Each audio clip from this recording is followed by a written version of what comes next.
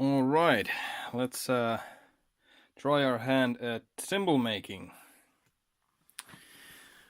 The material that I have, it's I would call it brass or commercial bronze. It's I think it's 0.8 millimeters. So it's pretty thin, and obviously because it's brass, it doesn't yield the best tonal results. I have tried a couple of years ago. I have tried making something out of it. It vaguely resembles a cymbal, but I don't have a right size hole to try it. But yeah, it's pretty bad. Also, here are some thicker things we picked up at a local junker 10 years ago. Didn't try much then, but tried a bit of something a couple of years ago. I have no means to lathe anything yet, just spinning in that drill press. And not even a hole yet in there. But with this, I think I'll give another go. Cut it out with the angle grinder. And not really sure about the temper of the material. It might be too soft. Like, obviously it's in many ways wrong for cymbal making. But let's see. Yeah, it's doesn't have a lot of flex, or as in it doesn't return to the shape. The hammering will help a bit with that, but yeah. So this is, I measured, this is around 12.5 inches, some 31.5 centimeters. And next we'll smack the bell into it. I'll show what I mean. Alright, when I mean seat of the pants kind of cymbal making, that's exactly what I mean. My means to create a bell into this thing requires this thick, robust cardboard tube. The cymbal itself, and these yard game petanque balls, and also with the aid of that sledgehammer. You might see where this is going. Let's see what happens. And as I like to document how this thing sounds at any given time, at its very first stage, when it's just this ugly piece of metal with no profile whatsoever, it roughly sounds like this. Obviously the sound recording quality of my phone is by no means a studio, but it should be similar throughout the process, so at least there is a reference. So just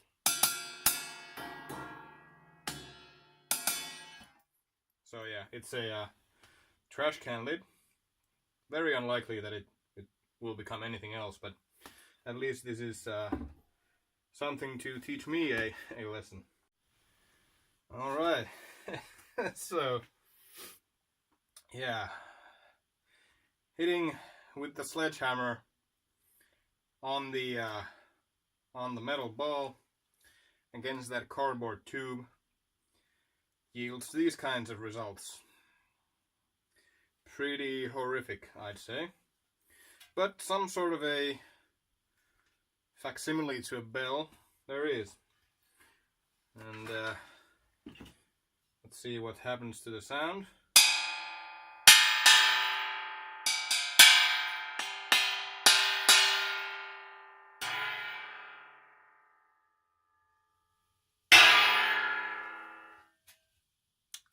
Admitted, still pretty bad. But yeah, so I think I will continue with hammering at this point. I will use, as my anvil, I will use the same sledgehammer I did all that damage with. I will hammer against it. Yeah, let's see how that goes. Yeah, and if I manage to get some sort of lathing or scraping, at least with sandpaper or sanding blocks done, let's see what the weight is. At the moment, it seems it's okay, 512 grams, it would seem. Oh, 13. Well, anytime I even blow it in the direction, it changes. But okay, around 514, let's say. So, did a little circle around the bell from the top side. Now, the ones I did before a couple of years ago, basically what I aim to do here is just emulate what I have seen from videos. One very informative video was that around 1 hour long making of video of the Bosphorus master cymbal, and I think it was from that video. I remember the guy basically started going around the bell and then in the spoke manner of hammering, going around, and then, well, to my eye, from there on in, it seemed way more random. That was just probably my perception of it. But yeah, last time I made actually this this little China cymbal. I wasn't aiming to make a China cymbal by any means. I was basically just trying to hammer out a basic cymbal shape. Due to its size, I was obviously aiming for a splash. So I started around here from the top side and then continued on the top side. Obviously that results in the curvature going upward. But again, this is something that I remember seeing. And basically, the initial curve goes upwards, or sort of on the same side where the bell is, but then the guy will either flip it, sort of boom, and start hammering from the other side, or when it's has its curve upwards, then just begins hammering on the other side, and it will slowly start turning that way. What happened with this thing, and there's actually another that I made, was that it sounded pretty interesting when I first began hammering on the top side, going up, but then when I flipped it, the sound suffered quite a lot, even that little sound that there was, and it turned way more like a trash can lid. And in the end, I just basically decided to salvage what was maybe salvageable by hammering this China lip on it. And well, this doesn't sound good. It's very clangy.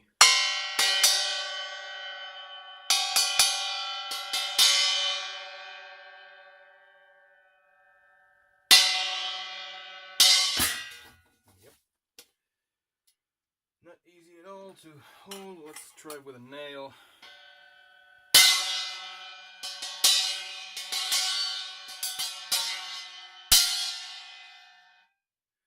Yeah, there's some China in it, but due to workmanship and the material, the sound is not the best. Also, it's the shape here. It's very rigid for at least a cymbal this small. So it has a bit of flex, but it's nowhere near that sort of springiness that let's say B20 bronze seems to have.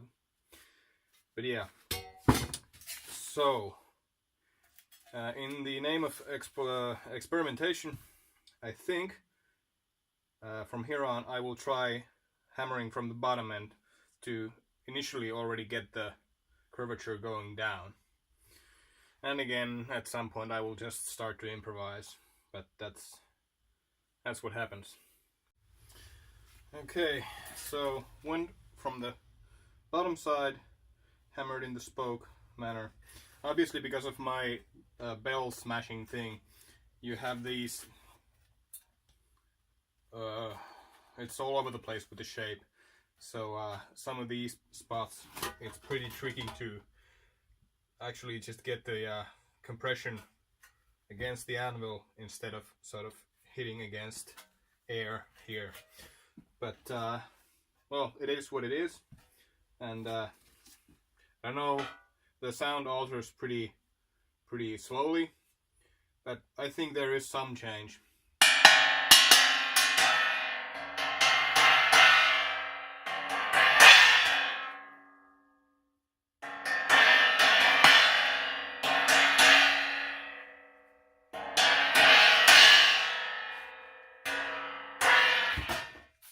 Yeah,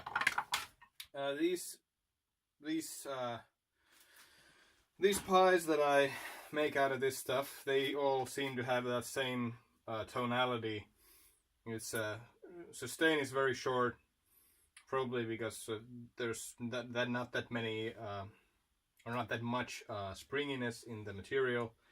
But basically the main sound, the main roar is quite kind of trashy, kind of China-esque. So probably that's why I just end up making, in the end, Chinas out of them. Okay, a ghastly potato chip or taco shape has emerged. Again, I have hammered only from the bottom side. Sound is atrocious. I'm very well may have lost the patient already.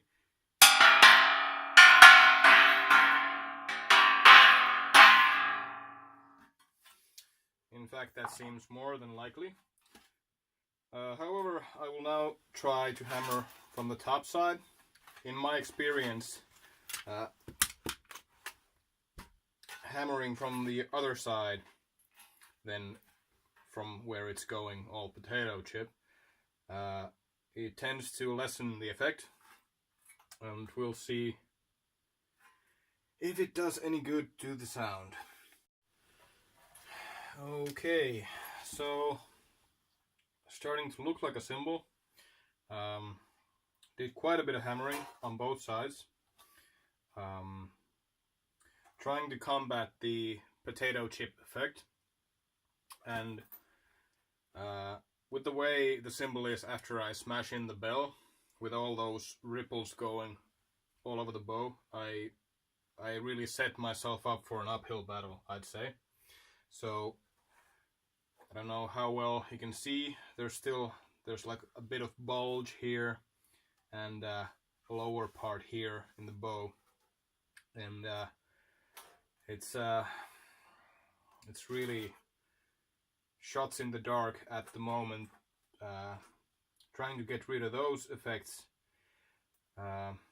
where it's lower, trying to hammer from this side, then getting the potato chip, having to return back to the top side to get rid of the potato chip shape.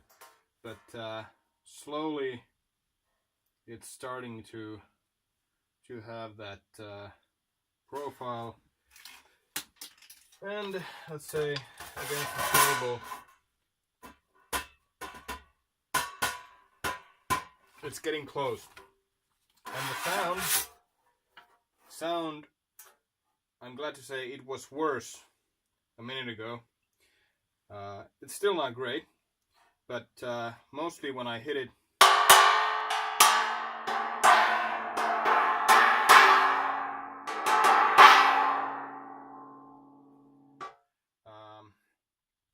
I can feel it in my hand that the sustain actually, I thought I like terribly overhammered it already, that the sustain actually got better. So accidentally I managed to get some sort of a positive tension in it. The sustain that I feel against my finger when I hold it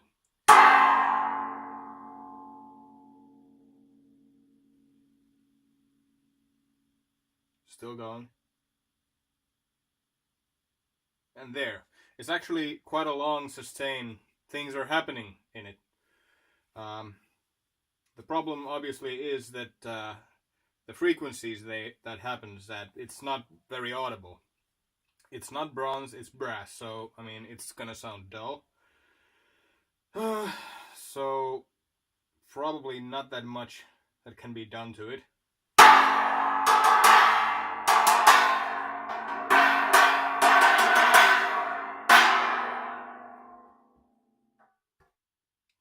Basically, concerning the audible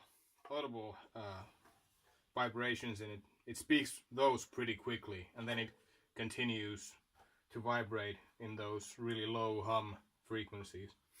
So yeah, I think I'll futz around with it a bit more, but then yeah, it's again, it's more than likely that I will ruin what I have now, even sound wise. But still, I mean, does kind of look like a cymbal, kinda. Drill the hole in there and spin it in a drill press to get some faux lathing. I really do not have the means to shave off any weight, and to be honest, not that much weight needs to come off it. It's 0.8 millimeter stuff, and it's 12.5 inches, so a bit from the edge if I'm lucky, but yeah, really not that much. And about the material and the effects of the hammering, like when it's in raw form, I mean, it's not springy, it just stays like that. But compressing it with the ball peen hammer, it does get a lot of springiness, so I don't know, there might be some method to the madness. Okay, okay, so did not manage to get it totally stable, but yeah, close enough against the table, the symmetry.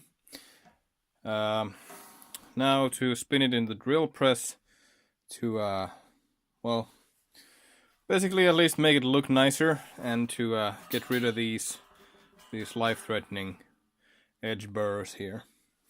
And we'll see. I'll try with the sanding blocks, and probably take this metal file to the ends or the edges.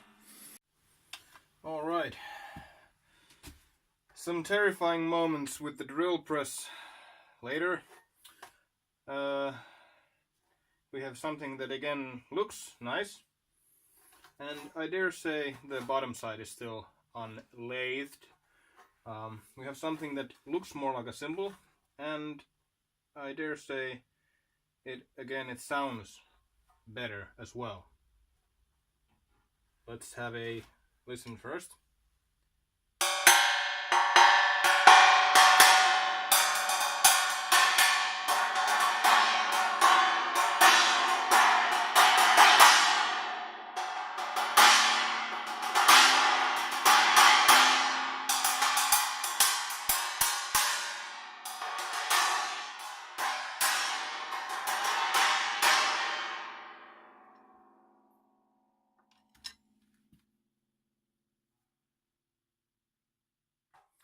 Obviously, it still does sound kind of trash canny, but it's surprising.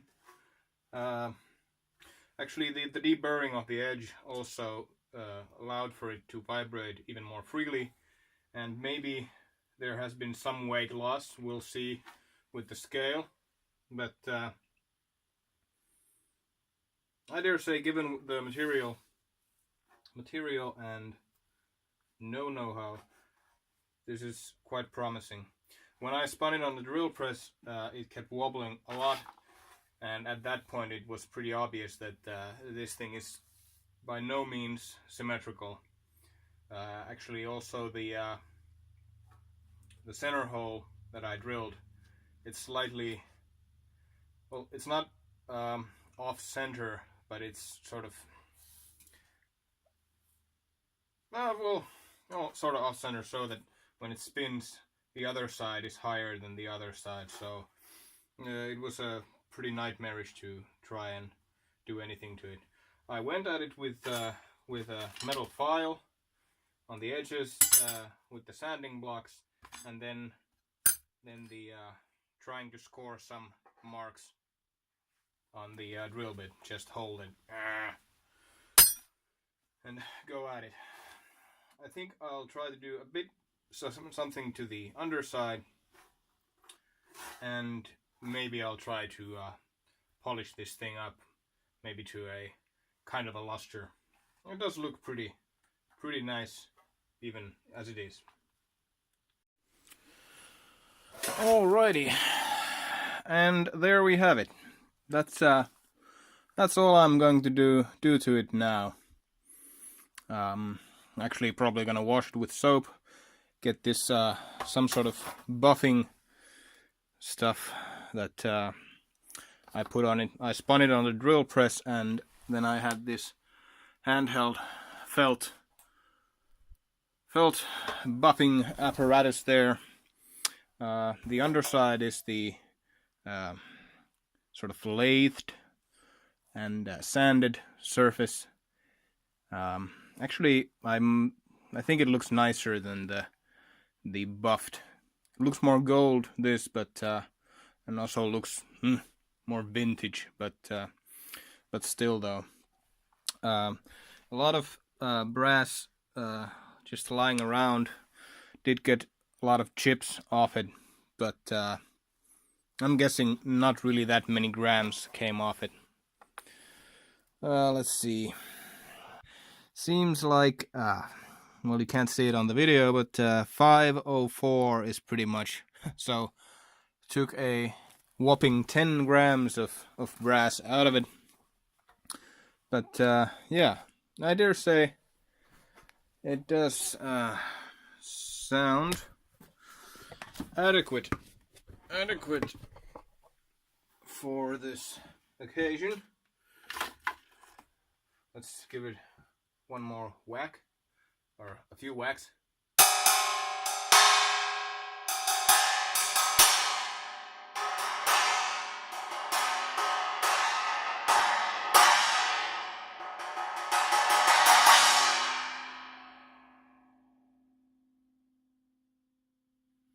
It's got this low bass note in there, the last that can be heard, but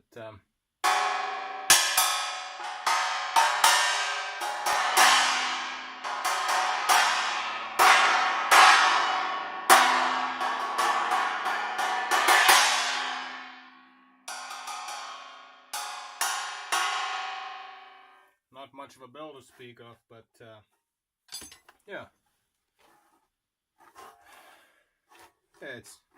It's something. Spun it one more time in the drill press to give it a coating. First had to wash off that buffing stuff with just soap and a sponge, but then I have previously used just extreme speed wax to guard against oxidization. And this one previous cymbal that I hammered out, it has kept its luster pretty nicely. Although obviously I haven't played it that much, so it might not be all that wear resistant. But for something that I just happened to find, it's quite nice.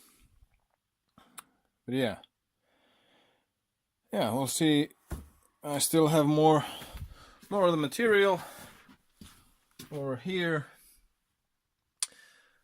This it doesn't lend itself to too big cymbals because it's so thin, and obviously when you stretch out the bell or make it, it becomes even thinner than the bow, at least before lathing. So like under 1 millimeter material, it's not that great. I made this 17-inch thing that ended up as a china again, and it's pretty wobbly, so that's pretty much the maximum that can be made out of it. I have this material here that I made whoops, made this thing out of. This is like 2 millimeters thick.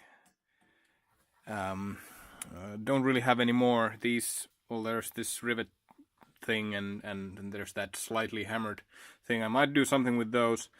It's going to be hard putting in the bell because there's already the hole.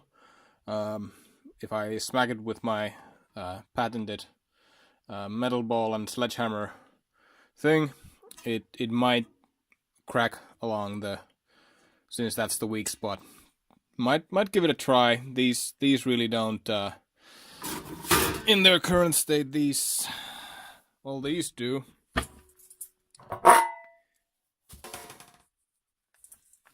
They have tons and tons of sustain, but not much else.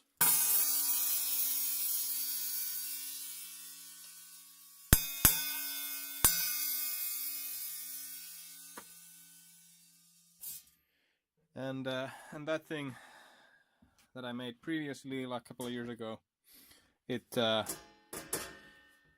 there's some potential, but it would need to get some lathing, and there's a lot of metal that needs to come off this. This weighs a lot, like 3 kilos or something. It's around 16 inches, this.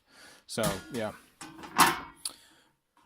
And I think I got a pair of cheap bronze hi-hats and a ride cymbal pretty cheaply, so obviously I will take the hammers to those as well. But yeah, at least it's a nice back plate for a watch or like a wall clock, if nothing else. But this was interesting. Shout out to Lance Campo, whose Cymbal project has inspired me for many years, and whose experimentations and trial and error and also his workmanship have helped me a lot in sort of knowing where I should go with these things. And yeah, but yeah, until next time, should I make another video about this?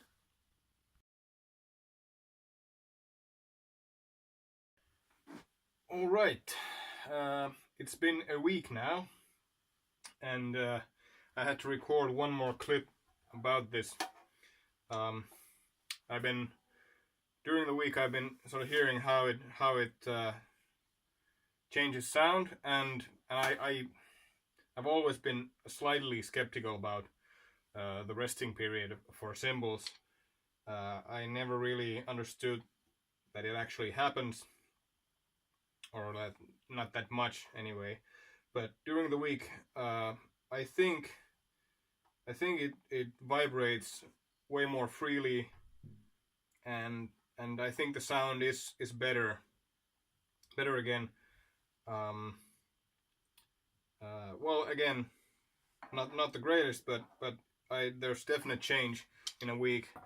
I'll give it a couple of whacks now, see if it shows on the video. I don't know, but I think it's way better.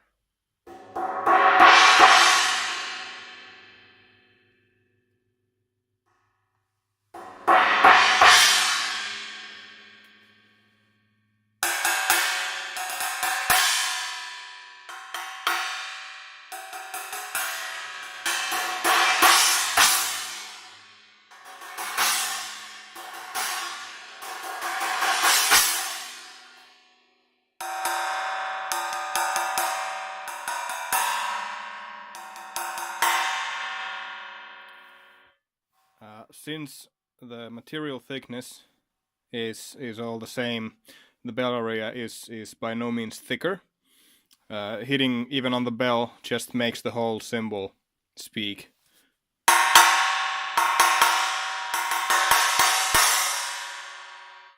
So there's not really that much nuance. It's basically the same voice going off anywhere you hit the cymbal, and obviously the most vibration comes from hitting the edge.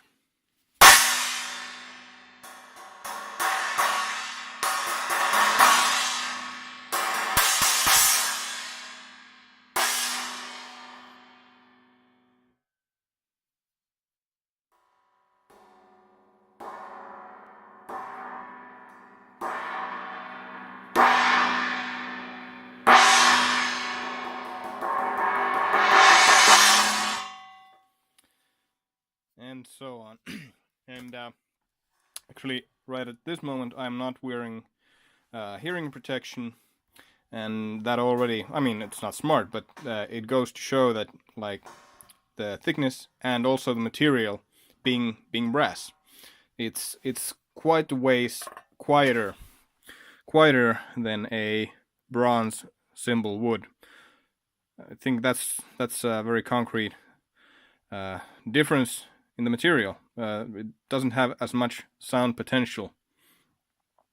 But yeah, a nice looking product.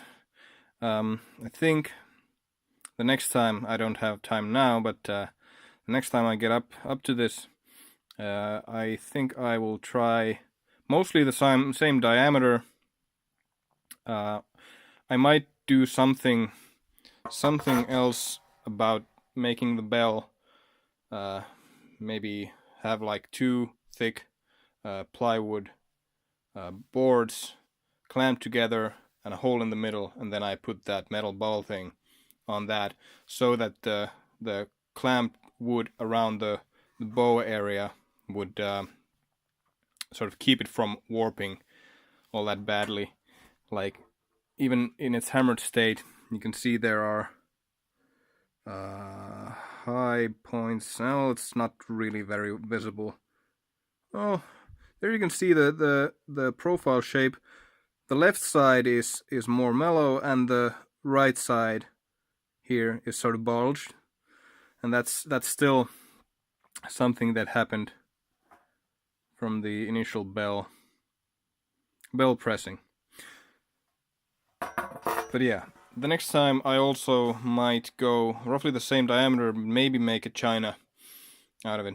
It would be pretty similar to this, but it would have the lip here going up, and even though going bigger with the diameter, it will be relatively thinner in comparison to its size, but the china lip will give it a bit more rigidity, and the sound tends already to be pretty China-esque, so yeah, it might fare better. And Chinas are as a whole, they are thinner cymbals, so it might work nice. And I'll have to see about acquiring some bronze sheet. It's gonna be more expensive, and probably not gonna find B8 or above in tin percentage. Probably we'll find some B5 or B6 stuff, which apparently they like. It's not really easy to come by, and the maximum sheet width that the metal places have in store, that's 30 centimeters, so a bit less even than this. So that would limit the size of the experimentation to roughly this size. I'll have to see about ordering, and then obviously it's going to get more expensive, but yeah, we'll have to see about that. But yeah, until the next video.